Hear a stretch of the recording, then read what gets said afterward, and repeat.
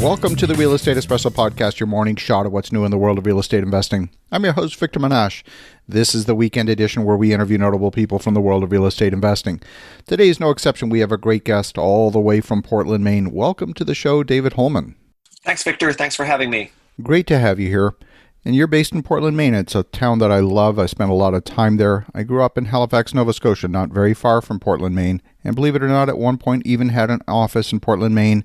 We ended up acquiring a company. It was spun out of the National Semiconductor and Fairchild Semiconductor factory that's based next to the airport. So I spent a lot of time in Portland. It's a beautiful town with a lovely culture.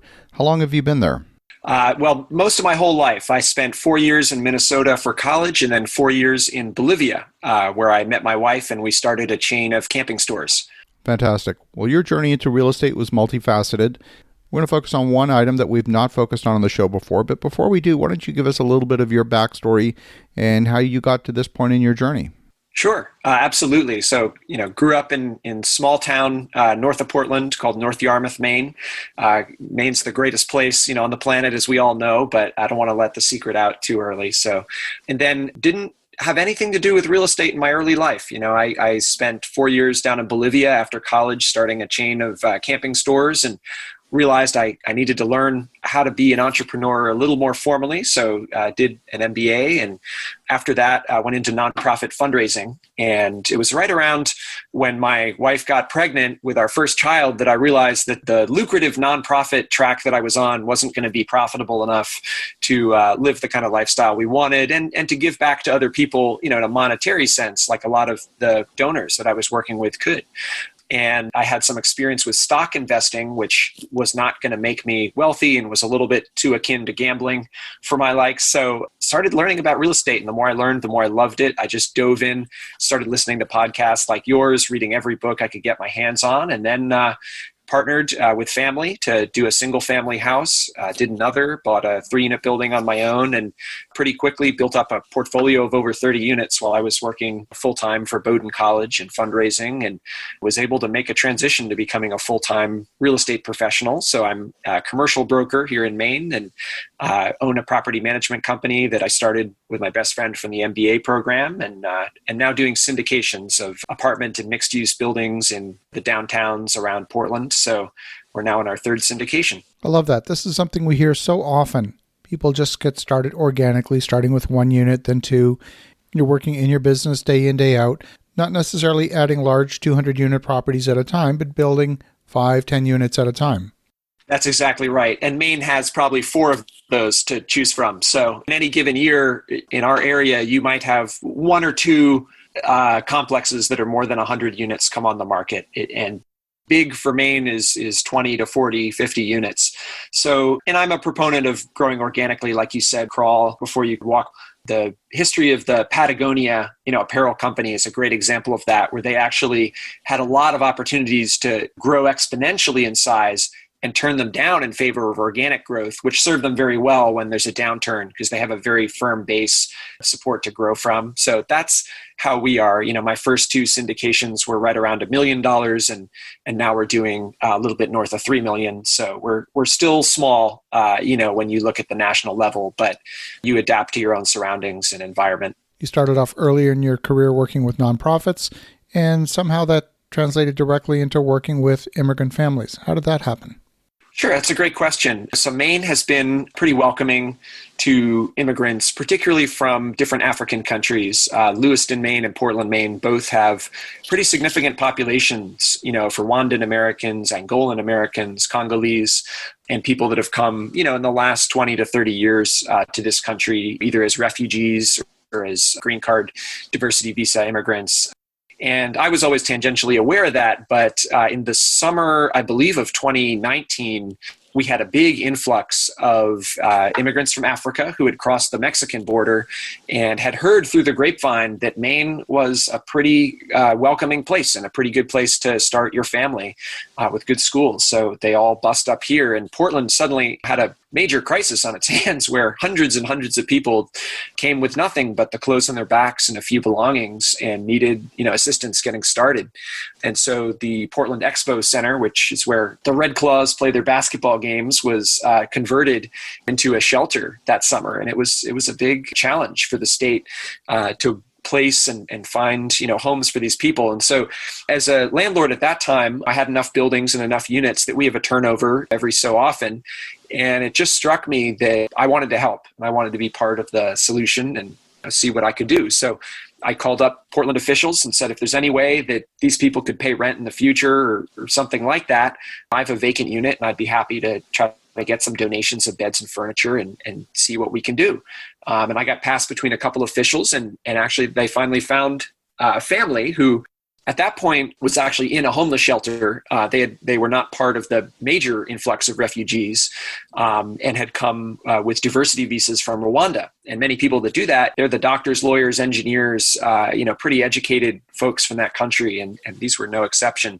So we were able to place them in one of our units. It worked out great. And the city of Portland paid their first month of rent. The city of Brunswick paid the next month of rent. And by the third month, this man had gotten a job. His wife had gotten a job. I got him a job at Bowdoin where I worked because the dining, cleaning, all those kind of services need a lot of help. Maine is the oldest state in the U.S. Our average age is 42 years old. So we need young people to come and do some heavy lifting here. And this is a great fit. So they were paying market rent by the third month. They have a young child who's entering the same daycare as our kids now.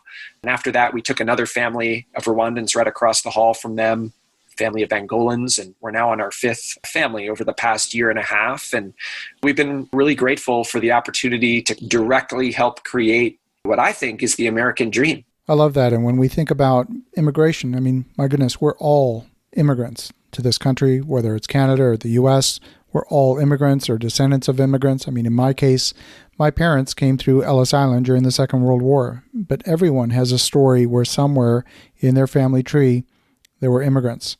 It's one of those topics that's become politicized. It's a little bit polarizing, but we are all immigrants. Yeah, that's exactly right. I spent a summer living in the Pine Ridge Reservation in South Dakota.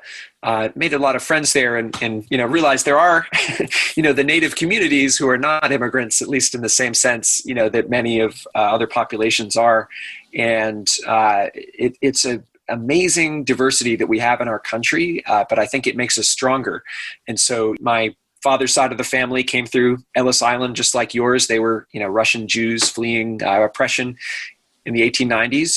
And the United States has always been a place where no matter what your religion, your political views, if you are good law-abiding people and you work hard, you should be able to start a great life here. And that's what I believe and what I think as a real estate professional, as a landlord, that I want to try to help create if I can. I love that. And my observation is that immigrants, they want to work hard. They're not here for a handout. If they've come here as refugees, they're here to escape persecution.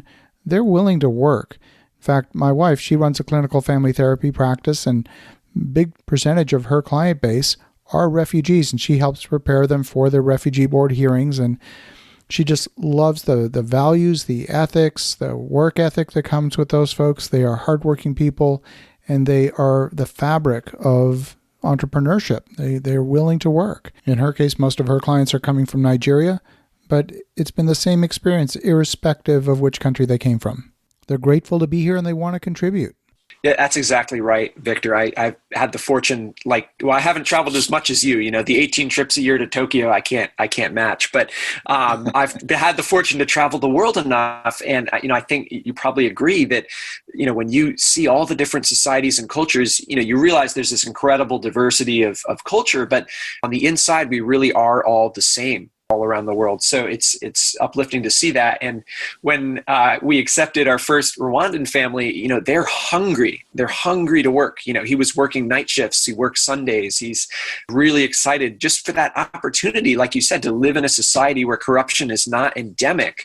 It's such a breath of fresh air for people to be able to really see, 1 + 1 = 2 and not have, 1.5 subtracted back from you by bureaucracy or corruption, which I've certainly experienced around in different countries. But our first Rwandan tenant, he saved some money and bought a car for himself before he knew how to drive and had his license. So it was just parked in the lot for a couple months, and he would go out, with a local guy that we connected him with to learn how to drive and do lesson after lesson.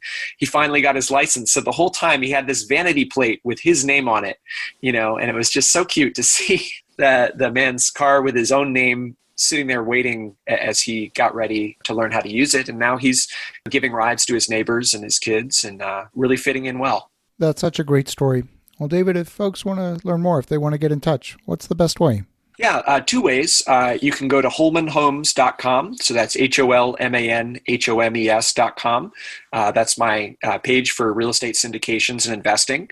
And then we have a property management company here in Maine, Katahdin Property Management. So Mainers will know how to spell that because it's our biggest mountain. It's the northern terminus of the Appalachian Trail, but the other 99% of your audience won't. So it's KATAHDIN, then the word management.com. Well, that's such a great story. So thank you, David, for sharing the story with us. And for the listeners at home, definitely reach out to David at katahdinmanagement.com. And if you're a Mainer, you know how to spell it. That's KATAHDIN management.com. And in the meantime, have an awesome rest of your weekend. Go make some great things happen. I'll talk to you again tomorrow.